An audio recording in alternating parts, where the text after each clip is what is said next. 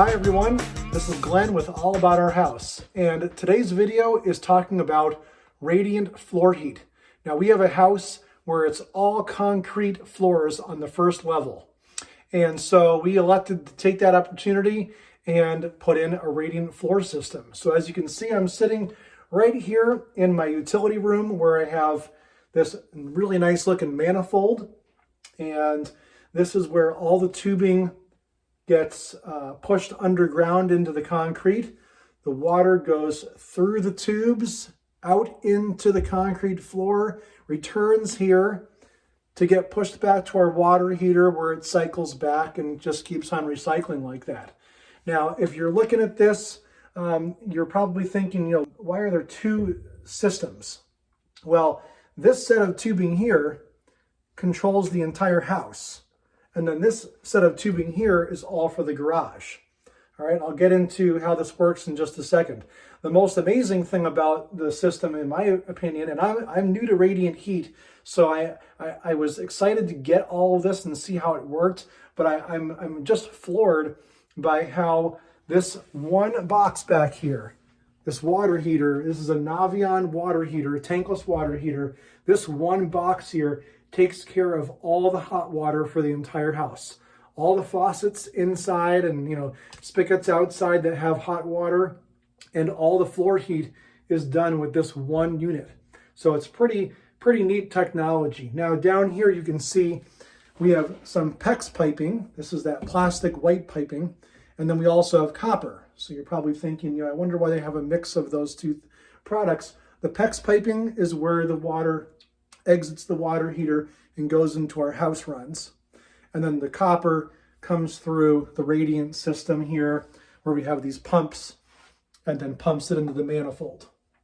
All right. Now, as I was saying before, the way this all works is the water gets pushed in. This is hot water, by the way, gets pushed into the manifold and then pressure pumped down into the concrete. So the piping all goes down into these single runs into the concrete.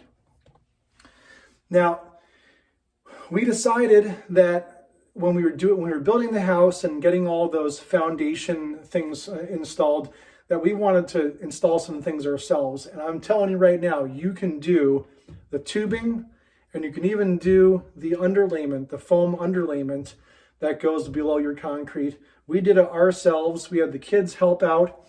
Here are some pictures, as a matter of fact, of us laying out the foam boards that goes on top of your gravel substrate.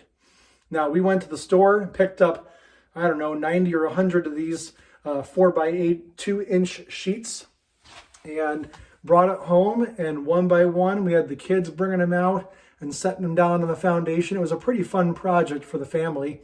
It was a roasting hot day, but we managed to get it done. And so that's what you want to do first. And I think that almost anybody could handle that project.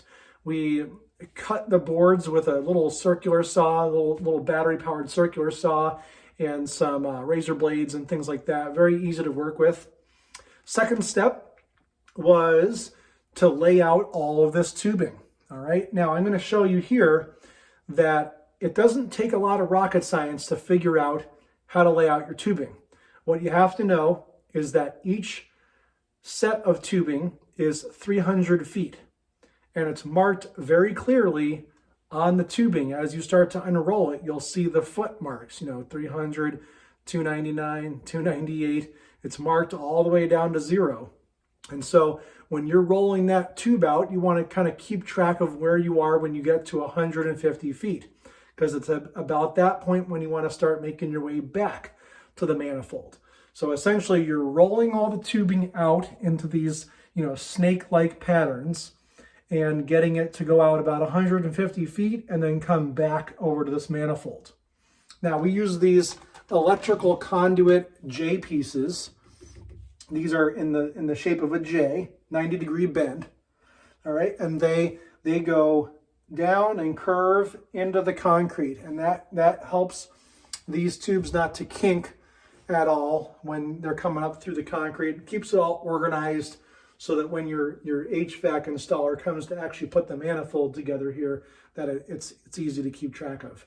I also, if you want to do this, this was helpful, but I took zip ties, as you can see here, and I labeled, blue and orange. So this was out and back. So this is a supply and this is a return. And so on the manifold, when it came time to, hook all this up, it was pretty easy to figure out this is supply 1 and return 1, and it goes into the first set up here. And then supply 2, return 2 comes up. So this is 300 feet right here. This is 300 feet, 300 feet, 300 feet for a total of about 1,200 feet. Now I did cut a little bit at the very end, so it's not exactly 300, but I will tell you that those runs are almost identical in footage. And that's what you want. You want to have each of your loops to be almost exactly the same length, so that this part of your manifold is pushing the same amount of water and pressure into each of the other ones. That way you don't have this one working really hard and this one barely doing anything. You want to keep everything as constant as possible. So as I was saying before, this is the manifold for the house. It comes in here and then comes through to the house. And then this one is for the garage. And so we have 2 zones of radiant heat. Now, if you come out here to the garage, there's the thermostat for our garage. And I don't know if you can see that from here, but it's set at 49 degrees up here in the corner. I've got it set to 49, and it's at 52 degrees right now. All right, our garage is really tight. Our garage door installer did a great job with all the flashing and the seals that go around the door. So this garage really keeps its heat very nicely. It's kind of neat that we are not really working very hard to keep this garage at that heat. And it's near 0 degrees out, by the way, today here in Illinois. Now you go into the house, and here's the other thermostat set at 69, and our room is at 71. Now the reason for that is, let me take my camera off here. The reason for that is that we have a wood-burning stove / fireplace installed over here. Now I'm going to do a whole entire video on this fireplace because I love this fireplace. All right, now this is what it looks like from out here. What we did was we did granite hearth and then stacked stone rock, and it's all built around this 0 clearance fireplace. So you can sit right on this and have no problem installing it in almost any room. It takes up very little room. This one we elected to kind of jut into the room a little bit, as you can see. Kind of a nice look. But you could put this into any fireplace opening, really. The cool thing is that it's got a fan built in. There's the fan controls. You could probably hear it running even. And inside here, I don't know if you can see it, but there's some nice red hot coals in there. And this fan is automatically sensing the temperature and knows that there's, that there's heat in the box, and it's pushing it out into the room. All right, now this is a big, great room with a pretty large, tall ceiling. As you can see, the ceiling fan is pushing or pulling the air up into the ceiling, and then that white cold air return up in the corner there, right here, is sucking the air into the furnace and keeping the furnace from having to run a lot. So we've got the fireplace heating the air in here. We've got all radiant floors here. This is all concrete, stained concrete,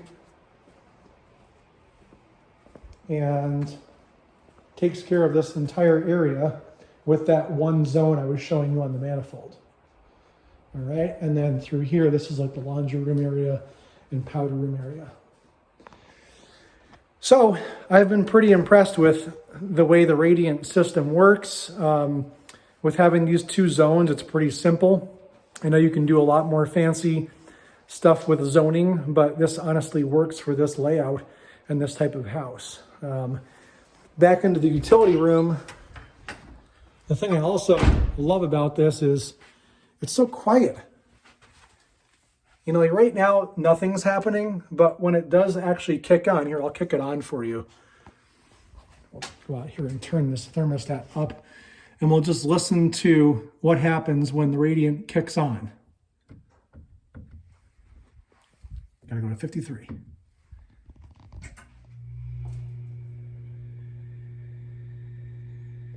I don't know if you could hear that, but the only thing going on is this little pump over here got turned on. And then as you can see, this thing is starting to work. But that's all you're gonna hear. So it's a very quiet heating system, and it's kind of fun just knowing that all your floors are warm. When I get up in the morning and I've maybe got socks on or no socks, you can walk into the concrete and your toes are nice and warm, which is probably the most fun aspect of it. But really the heat itself is so constant.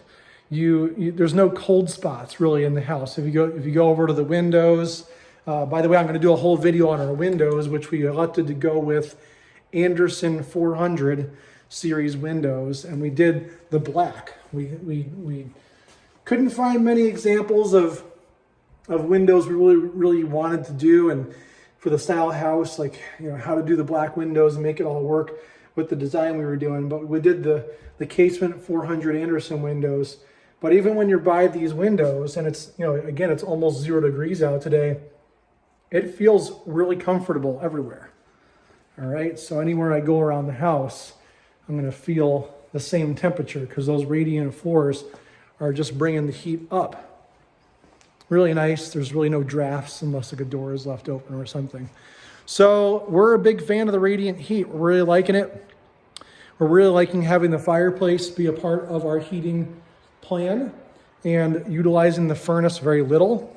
Of course, if we get sick of making fires or we're not able to be here very much for some reason one day, we can always let the furnace kick in and do its thing, but it really doesn't need to work very hard because the radiant heat is gonna come up off the floor here. It's gonna hit that cold air return, and it's gonna get sucked back into the furnace before the furnace needs to go on. So we're heating a second floor pretty easily with just radiant and fireplace heat. Generally speaking, I would say doing the work yourself for the manifold, I highly recommend doing it yourself for 2 reasons. One, you'll save some money. So if your contractor is cool with you doing that, I would go for it. The second reason I would suggest that you do it yourself, or at least be involved, is when you have a system like this, it's really nice to know where all these tubings, where all the tubing systems go, okay? So for instance, I know that in this house run, I know that loop number 2 goes down into the concrete, and I know that it goes into the house. It goes right through here, and I know that it wraps around this post here. And I know exactly where it is. I know because I did it myself. It goes around here. And so when you touch this part of the floor, it's colder here than it is here. A little colder, a little warmer. The reason for that is because there's a 4x4 huge concrete footer that sits underneath the concrete floor here to support this massive post. And so just knowing those things and knowing exactly where your loops are, knowing where your cold spots might be, knowing where you might put furniture, where you might put cabinetry, you can make your loops go exactly where they need to be optimized for heating and comfort on the floor, and not waste tubing where you know you're going to have some big project like a closet or a big set of cabinets. Okay, so it's just a really nice way of knowing exactly what's going into your concrete. And where it's all going to land. All right. So all in all, I would say if you're doing radiant heat, you can do a lot of it yourself, if not all of it. If you're looking for the positives, the benefits of radiant heat, I think it's all positive. The only negative I could see is if the concrete ever had some sort of major disaster that maybe you'd have to, rip it up or something, but I really don't see that happening or how that would be possible. So it's a great way to heat a house. I think it's a really cool way to heat a house, and I think more people should do it. I think people that are like on the fence about it, you should definitely go for it. We elected not to do upper floor heat, by the way. Our second story does not have radiant heat, but you could easily put the radiant tubing up above along your plywood subfloor, and the tubing can be put into these like metal channels and get that heat deflected going up. We decided not to do that because of the cost and because we just didn't want to complicate things. We didn't think we needed it. In the long run, yeah, maybe we should have, but everything's working out pretty fine for our first winter in the house, and we're really glad the way we did it. I hope this was helpful to see this. By the way, this is again, this is a 2-zone system. We could have done more. We could have done a third zone, but this worked out just fine. The square footage of our house is roughly 1,200 square feet downstairs that this is heating in the house, and then another 1,300 square feet in the garage. This could easily fit your specs if you do it that way. All right. We have a whole floor plan video, by the way. If you want to see the plans for the house and see, how we lay out everything, there's that video linked right there. And again, you can do this yourself. So have fun with it and understand the system by putting it in yourself, I think, so you know exactly where your tubing is. All right. Take care. This is all about our house. I'm Glenn. We'll see you next time.